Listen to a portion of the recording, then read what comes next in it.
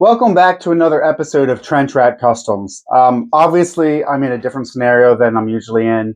Um, didn't get a chance to go where I wanted to do this video, but I figured I'd just do it now.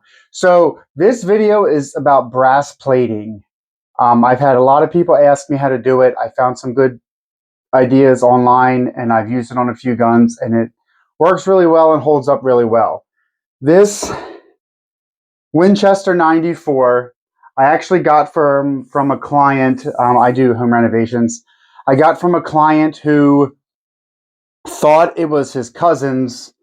Um, he lives in a house that is his wife's family's been in for like 100 years, and there was a lot of stuff hoarded away in a couple of the rooms, and it was covered in gloss black spray paint to the point that you couldn't even open the action. So he thought it was fake and said, "I can have it." After looking at it, I let him know it was real, and he said he didn't care because he had no use for it. So it took me a long time to strip everything down on this and rebuild it. Now it works really nice.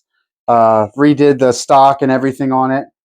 When I first did it, I blued it, and then after that, I decided that I wanted to do some brass plating. So the magazine tube is brass plated, and then just some of the other stuff is the action and is brass plated, and then I antiqued and aged it. So I'm going to show you how to do brass plating today. The first thing, well, first I'm going to just use this old receiver from an old Stevens shotgun that is so worn out, it doesn't work anymore. So originally this was blued, and I sanded down this side as much as I could, polish it down to get it as close to a mirror finish as you can. I didn't go crazy on this because it's just a display, but like on this, you can see the brass plating is very prominent.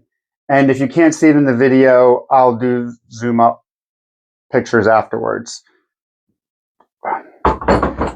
So there's a couple different ways you can do brass plating, and they all involve a brass brush or brass, like a wire wheel or anything like that, something you can put on your grinder or in a drill, but it has to be solid brass.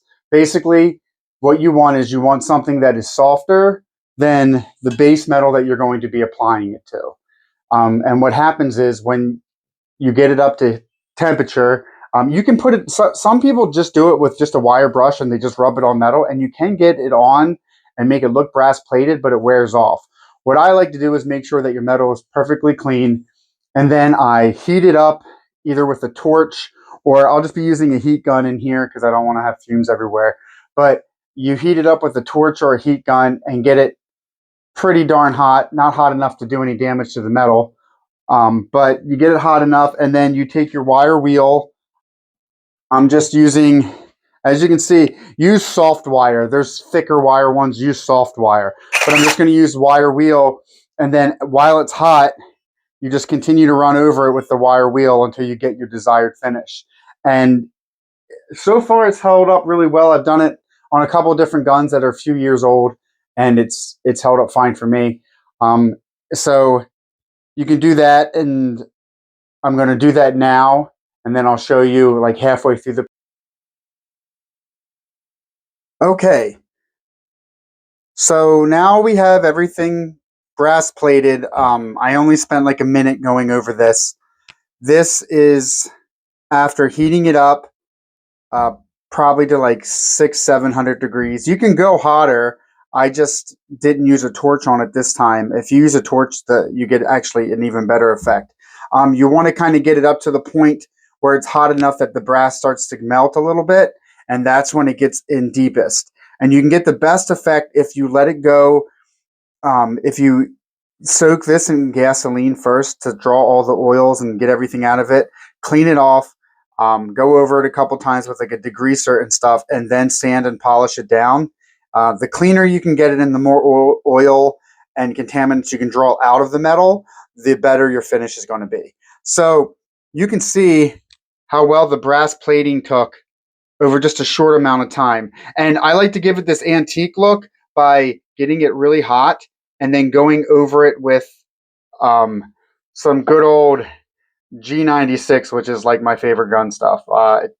It's a great lubricant. It keeps everything nice and clean. It smells like bananas, and it tastes fantastic. Okay, I don't really eat it, but it works great. You can see next to just a polished stainless steel magazine how different the finish looks. And the brass plating takes really well. And you can see on the receiver here too, this is brass plated. You can see on the tube, it really stands out. This is what it looked like before I went over with the brass plating. So, I mean, it's a great way to bring, a little more character into some of your guns. It's great on lever guns and stuff like that. And it does add a protective finish.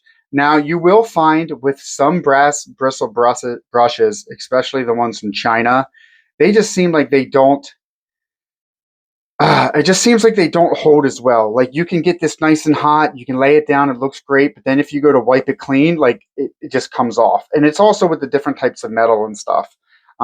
Cheaper metals seem to not hold it as well. I'm just trying to give you some different angles here.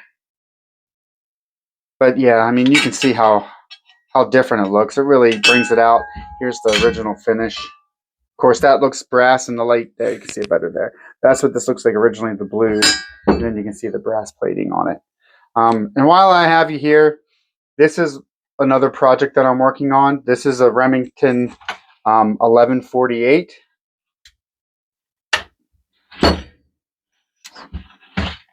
That I had for a while, and I'm just working on.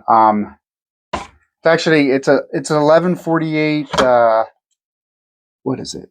The Sportsman, which has it has a dimple in it, so you can only load like 3 or 4 shells. So I drilled that out.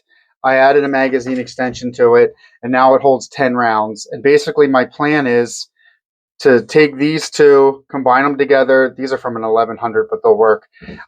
Combine them together and make a long Rhodesian style handguard for this, kind of like the Rhodesian Auto 5s.